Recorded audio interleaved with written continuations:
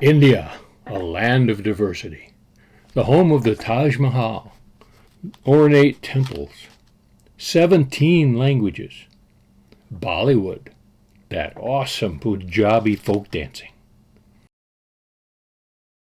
and a lot of major board games originated in India.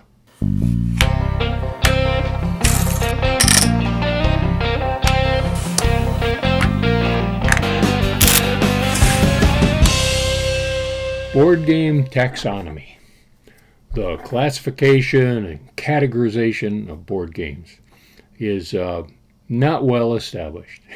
It seems that just about every author or historian or collector have devised their own way to keep track of their games. Some of these are very generalized. Some of these are as deep as the Dewey Decimal System, if you're familiar with that. The major game scholars, Coulin and Murray and Bell and Parlett and all the others, have their own unique systems of how they categorize games. If you want to know more about this, check out this website. There's an article here called The Classification of Board Games by Bruce Whitehill, who's known as the Big Game Hunter. And while you're there, check out the rest of his site. It's pretty fascinating. But one of the very common categories of board games is war games. In India, the war games take several different forms, different types of boards that they play on, different movement and powers of pieces, and different victory conditions. Many are played out on a board of squares, and a lot of them are played on a matrix of lines and dots. When the British Empire expanded into India in the 1850s, they began to be influenced by the Indian culture, and this included the Indian board games. They began to import those games back into the UK and create commercial versions in many cases. And then from there, it spread into Europe and the Americas. Two outstanding examples of that are Parcheesi, called Ludo in the UK. The original name was Pachisi. I'll do a video on that one of these days. And another major game was Moksha Patam, which became Snakes and Ladders, and then eventually in America called Chutes and Ladders. Except for 16 Soldiers, which was a game known by other names. The games that were played on the matrix of lines and points didn't seem to catch on quite as well with the European audience.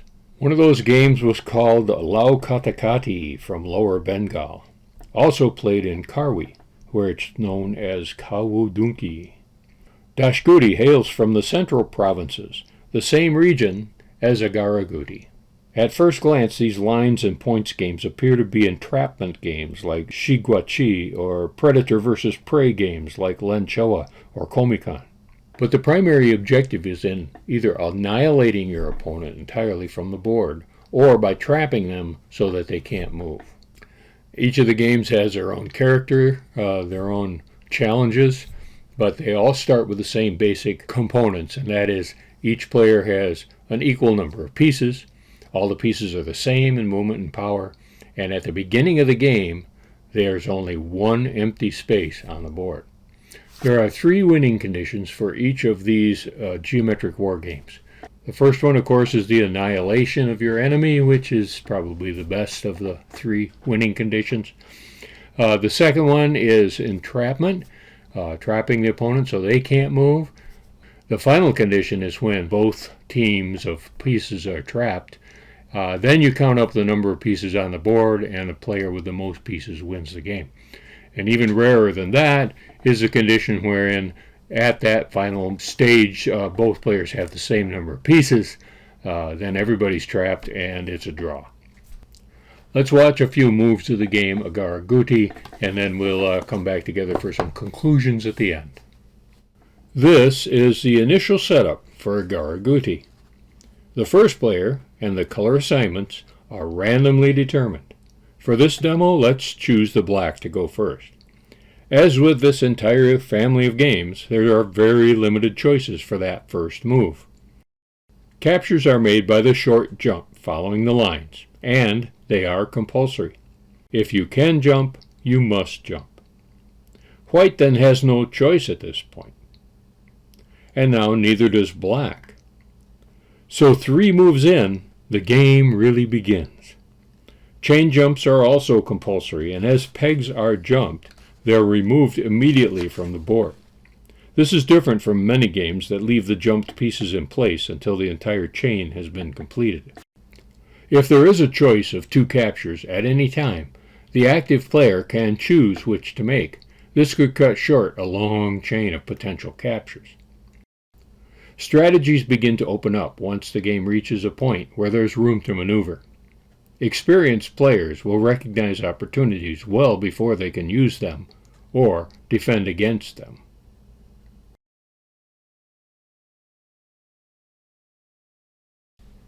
These games are very much like other games from around the world. Feli from Morocco, some of the Kono board games from Korea, and Hunt games from Europe, and Alkirk's, of course. They all seem like cousins from the same game family tree. Eventually, if I can keep this up for a while, I might end up doing videos for all those games. Every game ever played by any human since the dawn of civilization. Yeah, right. How many days would that take? I suppose I better get started right away. So meanwhile, be sure to play every day.